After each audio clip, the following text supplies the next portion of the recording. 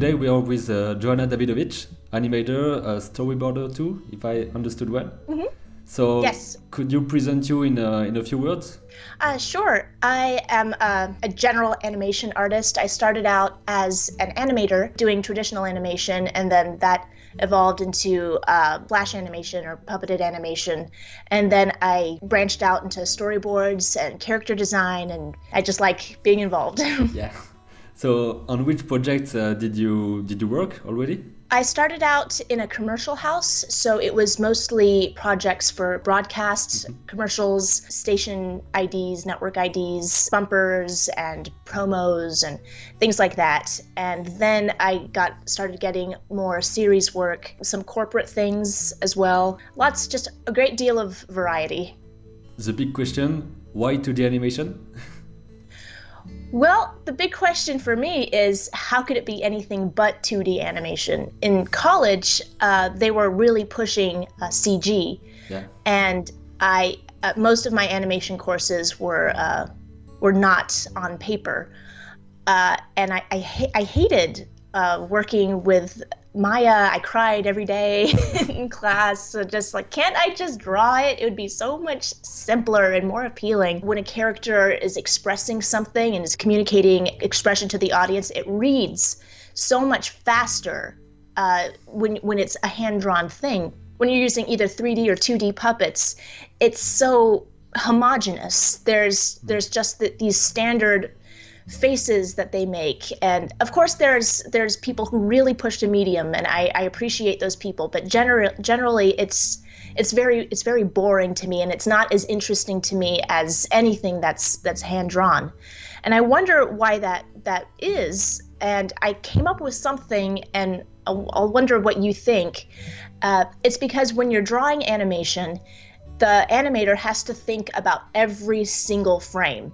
There's nothing that the computer fills in for you. The advancements in technology are all about alleviating the work that the animator has to do. So for any program that says, and it has a great spine, so you don't have to redraw everything, the computer will bend the spine for you.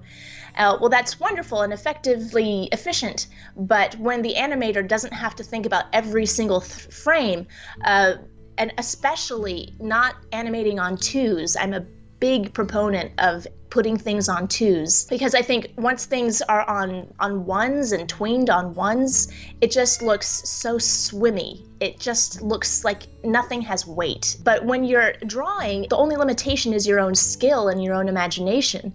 It's just so much more appealing to see things that are spontaneous and come from inspiration.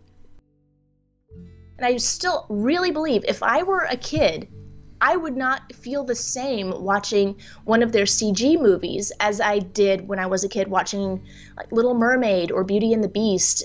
There's a real magic to 2D. So that's why I'm so just in love with TVPaint, because you digitize everything that is repetitive and menial about 2D. You don't have to have stacks and stacks of paper anymore. It's just you trim down on what's cost prohibitive about the process, and you focus on just letting the artist draw.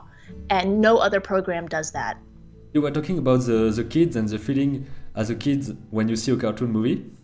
Mm-hmm. And it reminds me of a previous interview I did with Jonas Uti, a director of Gigglebug in Finland. And he was talking about the way that when you see an animated like 2D and drawn, as a kid, you don't understand how it works, but you know someone did something with a pencil.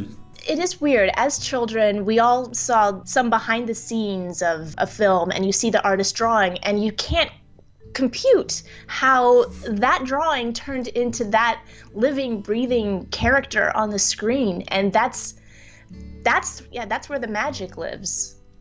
And You're right. So you started as a 2D animator on paper, and then you had a transition to digital. So how did you manage that? Was it hard? Well, simple? it was very hard for me. I struggled and railed against it every day, but there were no jobs coming in for traditional. All the jobs were for Flash, and I learned on the job. My colleagues were very patient with me because every day I would complain about it. I had a truce with Flash. I was like, all right, Flash, you don't like me and I don't like you, but we have to get this job done. And a lot of my work continued in that direction. Like it was mostly Flash. I would still get one or two hand-drawn jobs peppered throughout the years, and it was always glorious whenever I got to draw again.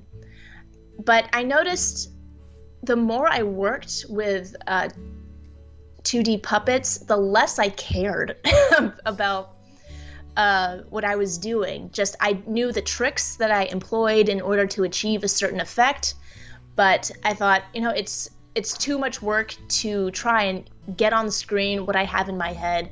I could draw it, but it's hard to draw in Flash. It's just a pain in the butt, and I have a deadline, so I'm just gonna churn this out and nobody's gonna care, so why am I gonna kill myself? And I felt my level of enthusiasm for the work was really, really dipping. And I had my own projects that I did on the side. I had a cartoon called Monkey Rag a few years ago that I worked on for 4 years. That was on paper and I drew it, and that's how I kept my enthusiasm for the medium alive. So if I didn't have an outlet for drawing, I would have burnt out in my animation career. And I heard about TVPaint from a colleague at work, and I didn't immediately look after it. I think I was just too busy to consider doing anything on my own at that first time that I heard about it. And then I started going to CTN, and I met Elodie, and eventually I just thought, you know what, I should try this out. And TVPaint, I give a lot of credit to TVPaint for just letting me continue to draw, even if it's just on my own projects. But it's just, I always need something to draw so that I can keep my enthusiasm for an industry that changed from what I thought I was going to be doing when I first got into it. So you are always switching between your client jobs and personal jobs? So yes. What do you do at the moment? What is your current project? Right now I'm doing storyboards for Elf on the Shelf. Mm-hmm. It's an independent company that does Christmas books and Christmas toys, and they are doing a few animated specials. So I'm helping out as best I can with that. That's my work. And for more personal work, I just finished illustrating my first children's book. So exciting that I animated a book trailer for it in TVPaint. So I'm always trying to do something hand-drawn at any given time. Most of the time it's for personal reasons, for personal work. So you're live streaming about how you do animation, and you were right. Also showing the behind the scenes of your trailer. I just always want to put something out there. I think there's a great benefit to sharing your work, even if you think it's crappy. Just putting it out there and getting a conversation started, because people who are too precious about their work and wind up never sharing it. And that's, I think that's wrong. And the whole idea of people think it's quality over quantity, and I'm like, no, not today. Now it's quantity over quality. I agree. So I'll share everything, anything that people are willing to look at. And sometimes I'm surprised that the crappiest little scribble of mine sparks such a conversation, or that makes people happy. And if I can get to the point of what I'm trying to say, it doesn't matter if the drawing is in a really terrible, unfinished state. If it communicates, then it's good. I'm putting it online and move on to something else. Because I think it's because with Monkey Rag, I spent so much time on it, and it was just one project. And I was hoping that it would make my career path really clear for me. by the time I was done, and that didn't exactly happen. So I thought, I can't spend 4 years on one thing ever again. So I've got to do a bunch of different things, short and fast, and get it out there so I can see what is working, what isn't working.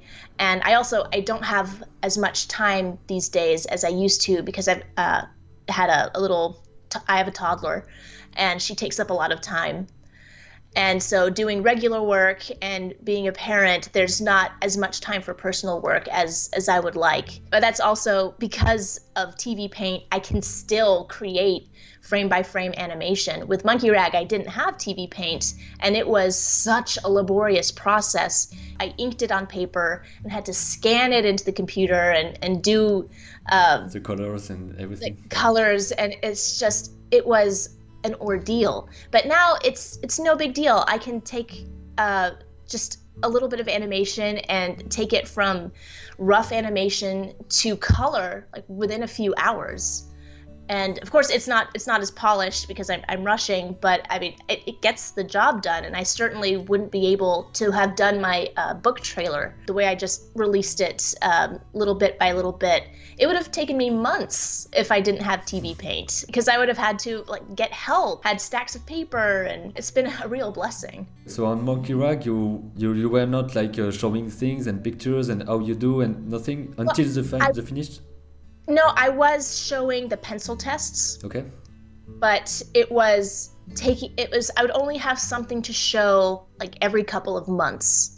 So I was showing my progress as best as I could, but it was months between updates. So it'd start out with the Boardomatic, and then a couple months later, here's scene 1. And then a couple months later, here's scene 1 and scene 2. And it was not fast. It was a very, very difficult process. But if I was doing it today, I would be live streaming every day. I would be sharing updates. And I don't know, it would be a really open process for creating that film. Yeah, and I think nowadays it's you have to share every day something because people are watching everything, and right. It's quite interesting to me because now we can see a film being made live, and it's right. So for example, Aaron Blaze is working on a short film. And we can see is in betweening and animating live stream on YouTube, and we couldn't have done that with his animation at Disney's. And maybe young people doesn't understand that and just consume content without creating. And I hope that interview could inspire them to do that. And I think it will. I really do. One comment that people say when they watch live streams is wow, I didn't know how much work went into it. It's just that you spent an hour on just 1 or 2 drawings. That's crazy. And also seeing just how many mistakes, for me, I know Aaron Blaze is he doesn't make mistakes, but I make a ton of mistakes. So I'll start out with a rough drawing and I'm trying to create a key out of it, and I will go over it. I was it's not good. And I'll go over it again. I was it's still not good. I'll go over it 4 or 5 times until I was all right, it's not great, but I can work with this. And then people are wow, I didn't know how much work and thought went into just creating a good pose. Or they get bored and stop watching, which is sometimes the case. But I think that there's not a real downside to sharing just everything about the process. The only good things can come of this. I mean, the worst thing can happen is that people don't watch or don't care. But I feel more often than not, if they seek this, if they enter a live stream anyway, they're gonna be interested in the whole process. And a lot of times, people will watch live streams while they are also working on their own stuff. So we're creating sort of a virtual studio environment where we can still be in communication with each other, but be, all around the world. And it's kind of as wonderful as it would be to actually physically be near each other in a studio space. This isn't such a bad alternative. Yeah, and now we can see the mistakes from the artists that we admire. So I think like a few years ago, like maybe 15 years ago, you went to the movies and you see the finished thing, and you were like, wow, that's amazing, and you don't imagine the work and hours and months and years. So it's a really great thing to share. And you were talking about like having the impression of a studio. So did you work already in a studio with other people on animation? Yes, that was my first job. Was a salaried position, and then there were layoffs, and I stayed on as a freelancer. But as I needed to expand my work pool is when I began to work from home remotely more often than not. But yeah, I love being in a studio environment. I don't think I'm more productive in a studio environment, but I don't get as burnt out at the end of the day if there's somebody to just have a break with and joke around with and then come back to work. I feel better at the end of the day being at a studio than being at home working, because if I'm at home working, I don't get up, I don't eat, I just keep working. And so by the end of the day, I'm so tired. I think it's healthier for me to be around people than to just be left to my own devices, because I'll just wither away. So maybe you have some tips for freelance artists or wannabe freelance artists, because it's not easy to do that. So. Well, it's not easy to be a freelancer. You have to be not just an artist, but you have to be your own agent, your own producer, your own accountant, your own promoter. You have to do a lot in order to not just get the work done, but to make sure that you continue to have work. But once you get your first job, that becomes the basis of your network. So it's very important to always be communicative if you're working remotely, and don't ever go dark, because if they don't hear from you, then they don't know if they have no idea if you're ever coming back or anything like that. So you have to make sure that you're very responsible, that you communicate, and that you are very clear about what your responsibilities are, and the timing of everything, just making sure you don't leave things till the last minute, and you have to just be incredibly responsible. For me, since I didn't set out to be a freelancer, I fell into it because of that first layoff, and then I found that I really liked it because it was very flexible, and I enjoyed the great variety of work. I've actually turned down a few salaried positions because I didn't feel like it offered any benefits that outweighed the benefits of being a freelancer. So it's kind of powerful. Empowering, I mean. The other thing to consider if you're wondering whether to pursue a freelance career over a salaried career, salaried positions don't have the same staying power as they used to. Seasonal layoffs are common. So essentially, even if you have a salaried position, you still have to have a freelancer's mindset, because during the slow periods, you still have to hustle for work. So if you start out with a freelancer mindset, then that you're not in such bad shape as opposed to the other people who are depending on that salary for the whole year. I don't think that it's something that you have to consciously choose. If you're responsible and really, take initiative, then you can just take any opportunity that comes along. And as long as you're still keeping your skills sharp, as long as you're still reaching out into the world and making connections with people, you'll find that you have a very firm footing no matter what comes along. If there's a salaried job and you're wondering, oh gosh, should I take it or do I want to stay a freelancer? Take whatever, just say yes to anything that looks like a good deal for you. But just remember that everything is fleeting these days, that you can't say like, okay, I'm going to take this job and work at it for 10 years and I'll be set. That doesn't really happen as much anymore. So if you always think, I'll take this job now, and the contract is for 6 months, and after 6 months, I'll be out in the pool again, but I'm okay with that because I have my materials, I have my skills, I have my network. I know what to do when this job ends. And even before the job ends, you need to already start putting the feelers out there. Understandably, it's a frightening thing, but I've been doing freelancing for, oh dear, I don't know, too long. Over 10 years, I've been just a freelancer, and I have had very little downtime. The biggest gap I had was a few months where I took time off on purpose in order to finish Monkey Rag, because I was just like, I need to be done with it. And just working on it nights and weekends wasn't happening fast enough.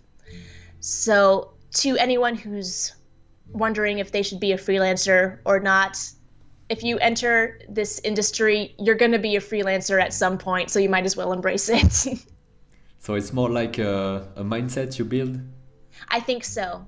I think it's definitely more of a mindset than a career path. Most of the people I know, at least in my neck of the woods, they've all been freelancers at some point.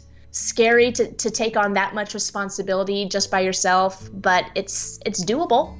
That flexibility is so important. I feel like people don't give it enough credit. It was like with security or flexibility, I was like, I would much rather be flexible because the security of finding work, there's always going to be work out there. It's just up to you on how you go after it. And on a more practical part about maybe time managing, because you said you're working on a book trailer and personal projects and everything at the same time. So how do you manage the time? You have 24 hours in a day, so how do you do? I don't know. Well, when I took on this job that I have now at ELF, I took it on with the understanding that I would have limited hours. So I work 20 to 30 hours a week on that job. And because I don't want to keep my toddler in daycare for 10 hours a day. So with the understanding going into it that I will be working in not a full-time capacity, and they're okay with that. It's that flexibility of a freelancer. They're fine with it. They're happy with whatever work I can produce, and I'm not stressed out or feeling guilty about leaving my toddler in daycare. It's possible. It's possible. You just have to be super motivated. Motivation and being a mindset warrior. Yes. Because there's nobody who's gonna demand anything of you. Just your friends are never gonna say like, how about that film you said you were gonna make? They're gonna be like, whatever, let's go drinking. Yeah. And so you have to be your own worst boss ever, and just whip yourself into say, I'm gonna hate myself until I do this, and then when I finish it, then I can have a drink. That's it. I hope that TVPaint is adopted by more curriculums now, because I hear of the digital puppetry programs being pushed, and they're all saying this is the industry standard, this is what's going to take hold. And I'm like, things change, things have changed already, and I don't think that you can keep 2D down forever. It's frame by frame it's just too good to just be ignored forever. I do hear that students, a lot of animation majors in a lot of different colleges, they love 2D frame by frame traditional animation, and that much enthusiasm will be hard to ignore.